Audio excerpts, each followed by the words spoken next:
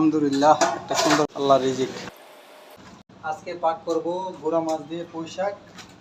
অনেকদিন যাবত পুঁই শাক খাওয়া হয় না, আজকে এটা গুড়া মাছ নিয়ে আসলাম। ওকে, প্রথম কুচি দিয়ে দিলাম, পেঁয়াজ দিয়ে দিলাম, কাঁচা। মাশাআল্লাহ, আল্লাহ রিজিক। হলুদের ফাঁকি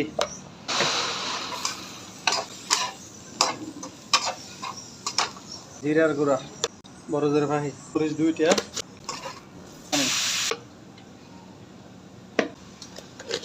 ধুয়ে রাখা ফ্রেশ মাছগুলো দিয়ে দিচ্ছি ইনশাআল্লাহ। আলহামদুলিল্লাহ, একটা সুন্দর কালার চলে আসছে। বেশি টাইম নেব।